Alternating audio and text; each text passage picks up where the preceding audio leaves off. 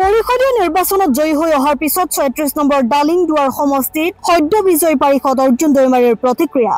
নতুন পৰিষদীয় চৰকাৰখনৰ অংশীদাৰ হোৱাৰ সদিচ্ছা প্ৰকাশ অৰ্জুন দৈমাৰীৰ। বিটিচি গঠনৰ পিছত প্ৰথমবাৰৰ বাবে বিজেপিৰ দখললৈ আহিছে খালিংদুৱাৰ সমষ্টি। সমষ্টিৰ ঠায়ে ঠায়ে বিজয় উল্লাসৰ লগতে সদ্য বিজয়ী পাৰিষদজনক আদৰণি। আজি প্ৰথম দিনৰ প্ৰথম কাৰ্যসূচী হিচাপে পানেৰী বাৰুৱাৰী দুৰ্গা পূজা থলীত মহাষষ্ঠী পূজাত অংশগ্ৰহণ কৰে আৰু একে সময়তে কেইবাগৰাকীও জ্যেষ্ঠ লোকৰ সৈতে মত বিনিময় কৰে নৱনিৰ্বাচিত পাৰিষদগৰাকীয়ে। লগতে পৰিষদীয় চৰকাৰখনৰ অংশীদাৰ হোৱাৰ আশা প্ৰকাশ কৰে অৰ্জুন দৈমাৰীয়ে। হয়, আজি আমাৰ শাৰদীয় দুৰ্গা পূজা উৎসৱৰ আজি ষষ্ঠী প্ৰথম দিন। তো আজি মই দায়িত্ব পোৱাৰ পিছত মই আজি আমাৰ পানাৰী শ্ৰী শ্ৰী দুৰ্গা পূজা ১১৯তম পূজা উদযাপনত মই আজি মুখ্য দৰ্শন উদ্বোধন কৰোঁ। আনন্দ পাইছোঁ যে সকলো দুৰ্গা পূজাৰ কাৰণে সকলোকে শুভেচ্ছা জনাইছোঁ, যাতে এই দুৰ্গা পূজা শান্তিময় হয়। সকলো দুৰ্গা আমাৰ আশীৰ্বাদ পায়, আমাৰ অঞ্চলখন উন্নতি শান্তি বজাই ৰাখে, সেইখিনিকে মই অনুৰোধ কৰিলোঁ।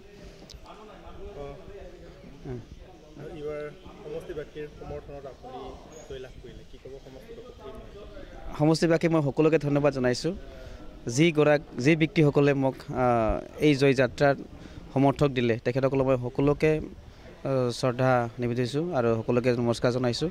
তেখেতলোকৰ অবিহনে মই জিকা অসম্ভৱ আছিলে আৰু তেখেতসকলে মোক বহুত সহায় কৰিছে আৰু মই বহুত আনন্দিত হৈছোঁ। মই ৰাইজৰ হৈ কাম কৰিম।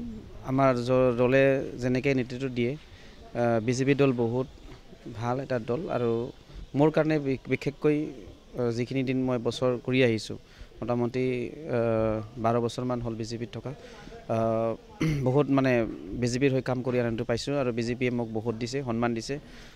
সেইবাবে মই ৰাইজৰ হৈয়ে কাম কৰিম। যিটো বিজেপি দলে সবকা সাথ সবকা বিকাশ সবকা বিশ্বাস সবকা প্ৰয়াস এই নীতিৰে আমাৰ ভাৰতবৰ্ষখন চলাই আছে, অসমখন চলাই আছে। ডক্টৰ হিমন্ত বিশ্ব শৰ্মা ডাঙৰীয়া অসমত যেনেকৈ বাস্তৱত মানে যি সপোন ৰচিছে, এই বাস্তৱত ৰূপায়ণ হ'ব যি সপোন ৰচিছে, সেইটো আমি তেখেতৰ দ্বাৰা আমি সংগ হৈ আমি ৰূপায়ণ কৰিবলৈ চেষ্টা কৰিম। এই মুহূৰ্তত যদি মই অনুভৱ কৰিবলৈ যাওঁ, আপোনাৰ অনুভৱ কেনেকুৱা? খুব ভাল, আনন্দ, বহুত আনন্দ। কিয়নো আমি ২২ বছৰ পিছত আমি খালিংদুৱাৰখন বিজেপি পক্ষলৈ আনিছোঁ। ২২ বছৰ পিছত মানে বিটিচি জন্ম হোৱাৰ পিছতে আমি বিজেপি এইবাৰ প্ৰথম পাইছোঁ। তো আমি বহুত সুখী আৰু ৰাইজেও সুখী। যোৱাকালি আমি সকলোৱে একেলগে কাৰ্যকৰ্তাৰ লগত মিলিত হৈছিলোঁ।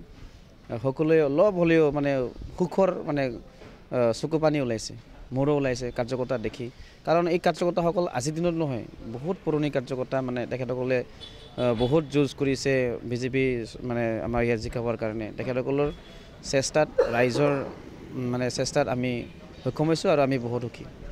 নিশ্চয় চৰকাৰৰ পক্ষত থাকিব। যোৱাকালি মুখ্যমন্ত্ৰী ডাঙৰ পৰা এটা মন্তব্য আহিছে যে বিজেপি আৰু বি পি এফে মিলি চৰকাৰ গঠন কৰিব, আপোনালোকৰ নিশ্চয় তাৰ অংশীদাৰ হ'ব। মোৰ ব্যক্তিগত ময়ো বিচাৰোঁ যে চৰকাৰৰ অংশীদাৰ হওক। তেখেতসকলে সংখ্যা গৰিষ্ঠতা পাইছে, তথাপিও আমিও মানে চৰকাৰত থাকি কাম কৰিবলৈ আমিও ইচ্ছা। কাৰণ সম উন্নয়ন সম অধিকাৰ যদি হ'ব লাগে, সব জাতি জনগোষ্ঠীৰ যি সমান উন্নতি হ'ব লাগে, তেতিয়াহ'লে চৰকাৰখন থাকি কাম কৰি ভাল লাগে। আৰু আমাৰ নেতৃবৃন্দই, আমাৰ ৰাজ্যিক সভাপতি দিলীপ শইকীয়া ডাঙৰীয়াই, আমাৰ মুখ্যমন্ত্ৰী ডক্টৰ হিমন্ত বিশ্ব শৰ্মা ডাঙৰীয়াই যি ডিচিশ্যন ল'ব সেইটোৱে হ'ব আৰু তেখেতসকলৰ লগত আমি আছোঁ। ধন্যবাদ। টংলাৰ পৰা মৃন্ময় চহৰীয়া ৰিপৰ্ট, গ্লোবেল নিউজ 24x7।